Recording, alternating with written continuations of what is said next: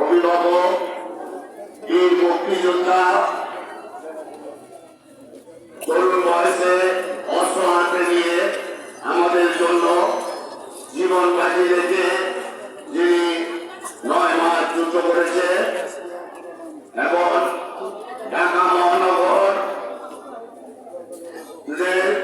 উন্নয়ন কমিটির deputy mayor আমাদের সকলের প্রিয় অভিভাবক আব্দুল সালাম ভাই আজকে উপস্থিত আমাদের সহযোদ্ধা আমাদের বড় ভাই আমাদের একসাথে রাজপথে আন্দোলন করে জীবন বাজি রেখে আমাদের ঢাকা মহানগরকে উজ্জীবিত করেছে আমাদের ঢাকা মহানগরের সদস্য সচিব ঢাকার কৃতি সন্তান রবিন আহমেদ তানভীর আহমেদ রবিন উপস্থিত আমাদের ঢাকা মহানগর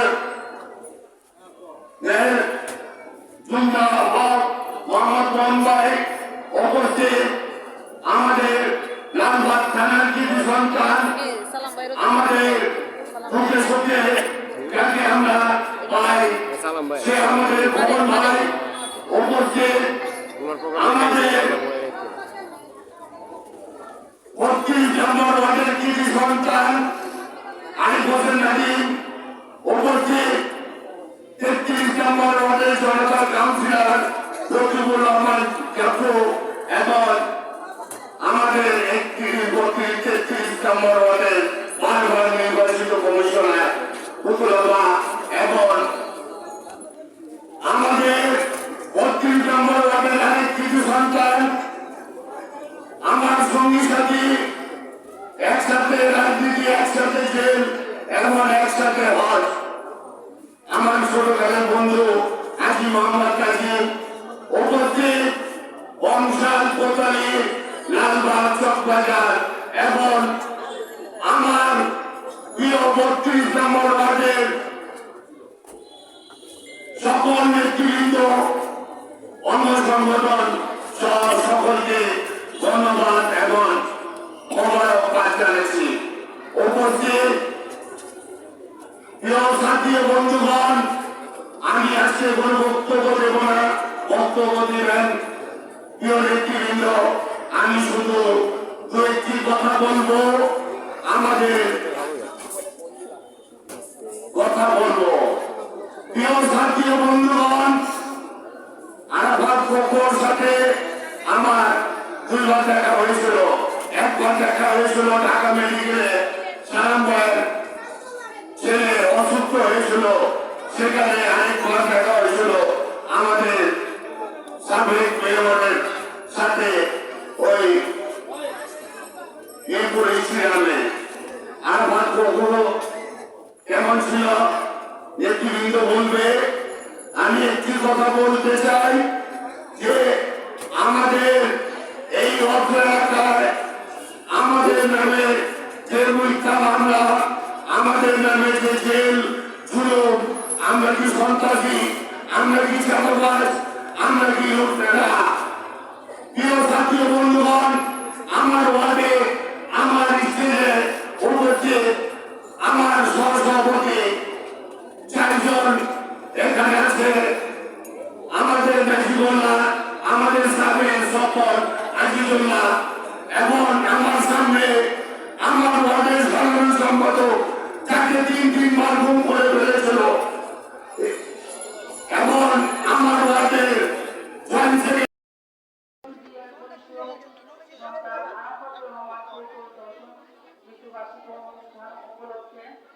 কম্বল বিতরণ অনুষ্ঠানে আজকের অনুষ্ঠানের প্রধান অতিথি হিসেবে রয়েছে বীর মুক্তিযোদ্ধা রাজপথের সিপাহ সালার আমার শ্রদ্ধাভাজন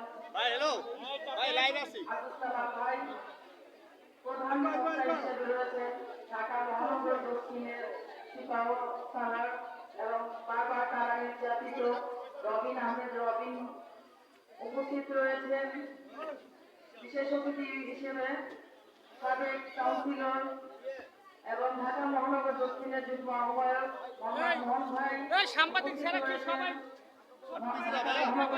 দক্ষিণের সাবেক যুগ্ম আহ্বায়ক এবং সাবেক সকল কাউন্সিলর মোশাররফ হোসেন খোকন ভাই উপস্থিত আছেন। ঢাকা মহানগর দক্ষিণের অন্যতম সদস্য আরিফুর রহমান সাকিব ভাই উপস্থিত আছেন। 33 নং ওয়ার্ডের জনতা কাউন্সিলর এবং ঢাকা মহানগর দক্ষিণের সদস্য লতিফুল্লাহ জাফর ভাই উপস্থিত আছেন। আমার প্রার্থীও স্নেহশীল ভাই এবং আমার সহযোদ্ধা ঢাকা মহানগর দক্ষিণের সদস্য নাজিম ভাই এবং উপস্থিত আমার ঢাকা মহানগর মহিলা দলের সর্বদা সম্পাদিকা মুক্তা উপস্থিত আছে। ঢাকা মহানগর উপস্থিত আছেন বর্ষাল থানার আমার সহযোদ্ধা ও সহসভাপতি ফেরদৌসী এবং বর্ষাল থানার সাধারণ সম্পাদিকা মাসুমা এবং উপস্থিত রয়েছেন 31 নং ওয়ার্ডের মহিলা দলের সম্পাদিকা শিরিন সুলতানা উপস্থিত অত্র এলাকার নেতৃত্ব 32 নং উপস্থিত ভাই বোনেরা, আমরা যখন এই নয়াবাজার মোচরে আন্দোলন সংগ্রামে অংশগ্রহণ করতাম তখন কিন্তু আপনারা আমাদের অনেক উপদেশ দিতেন যে আপনারা যদি একটু আন্দোলনটা রাস্তা করেন তাহলে আমরা বেঁচে যাই, কিন্তু আমরা কিন্তু আপনাদের কথা রাখি নেই, আমরা আমাদের আন্দোলন চালাই গেছি, যার কারণে আজকে আমাদের দল ক্ষমতায় এসেছে। উপস্থিত ভাই বোনেরা, চিন্তা করার কারণ নেই, আপনারা যে আপনাদের যেভাবে আমরা কষ্ট দিয়েছি আমাদের নেতৃবৃন্দ হাজির তাইজুল আপনাদের মাঝে এই শীতবস্ত্র বিতরণের জন্য তো আপনাকে ডেকেছেন। সামনে আরো ভালো সুযোগ আছে, সেই সুযোগ আপনারা গ্রহণ করবেন ইনশাআল্লাহ। আসসালামু আলাইকুম। তখন আওয়ামী লীগ, বিএনপি, জামাত এরা সবাই এরশাদের বিরুদ্ধে আন্দোলন করছিল। সেই চট্টগ্রাম লালদিঘির ময়দানে শেখ হাসিনা মঞ্চে দাঁড়িয়ে বলেছিল যে এরশাদের 1986 সালের নির্বাচনে যে যাবে সে জাতীয় বেঈমান হবে। আজকে অনেকে এখানে আমাদের যুবক ভাইরা জানে না, অনেক যুবক ভাইরা ভুলে গেছেন, আমাদের মা বোনেরা ভুলে গেছেন। সেই দিন পরক্ষণে শেখ হাসিনা এবং জামাত ইসলাম একসাথে সেই এরশাদের সাথে নির্বাচনে গিয়েছিলেন এবং বাংলাদেশের জাতীয় বেঈমান হিসেবে আখ্যায়িত হয়েছিলেন। বাংলাদেশ জাতীয়বাদী দলের চেয়ারপারসন হয়ে বাংলাদেশের মানুষের পক্ষ নিয়ে সেই নির্বাচনে যায় এবং বাংলাদেশের মানুষ তাকে আকর্ষণ ব্যক্তি হিসেবে আখ্যায়িত করেছিল। গত 18 বছর যাবৎ বিএনপির ভারপ্রাপ্ত চেয়ারম্যান তারেক রহমান দিনে রাতে নিরলস পরিশ্রম করে আমাদেরকে সংগঠিত করে আপনার অধিকার আদায়ের জন্য আমাদেরকে মাঠে নামিয়েছিলেন এবং আমাদের শত শত নেতা কর্মী খুন হয়েছেন, শত শত নেতা কর্মী হত্যার শিকার হয়েছেন, লক্ষ লক্ষ নেতা কর্মী হামলার শিকার হয়েছেন। আমরা আপনাদের কথা দিয়ে যাচ্ছি, আমরা আপনার অধিকার আদায়ের জন্য আমাদের চান ইনশাআল্লাহ রাষ্ট্রকে আমরা লিখিয়ে দিব। এই কথা বলে আমার বক্তব্য এখানে শেষ করছি। আজকে অবশ্যই আমি এই অনুষ্ঠান যারা আয়োজন করেছেন তাদেরকে ধন্যবাদ জানাই। আল্লাহ হাফেজ। বাংলাদেশ জিন্দাবাদ, বাংলাদেশ জাতীয়তাবাদী দল জিন্দাবাদ।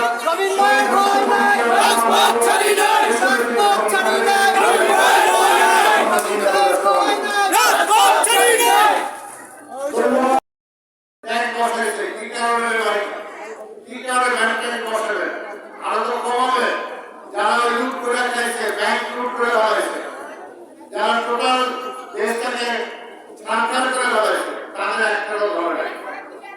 আওয়ামী লীগের মন্ত্রী এমপিরা ওই যে কাউবাল কাজে চালাইলো কেমনে, কেমনে সীমান্ত অতিক্রম করলো, এই জবাবটা কে দিবে? এটা কি বিএনপি দিবে? এটা তো বিএনপি দিবে না, এটা আপনার ক্ষমতা আছেন, আপনাকে দিতে হবে।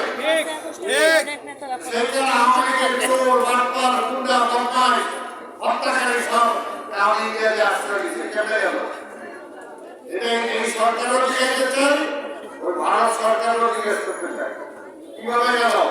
আপনি তালাদের মহিলা তার কাটায় ঝুলে রাখেন, ওখানে তাদের একটা পায়ের বলে ঝুলেও করতে পারবেন না।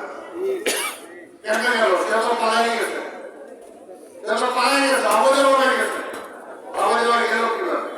সেই কারণে বলবো আজকে দেশটাকে ঠিক করতে হলে আজকে জনগণের সরকার দরকার, যেটা 15 বছর ছিল না। 15 বছরের সরকার আপনারা নির্বাচিত করতে পারেন না। আজকে ঢাকা সিটির অবস্থা খারাপ, অবস্থা খারাপ। এগুলোর জন্য সবার পক্ষ থেকে অনেকটা দাবি তুলতে হবে যে আমরা দ্রুত নির্বাচন চাই। নির্বাচন চাই, নির্বাচন মানেই খারাপ কিছু না, নির্বাচন মানেই খারাপ কিছু না, নির্বাচন মানে মন্দের মতো সবকিছুর মতো ভালো হলো নির্বাচন, সবকিছুর মতো ভালো হলো গণতন্ত্র।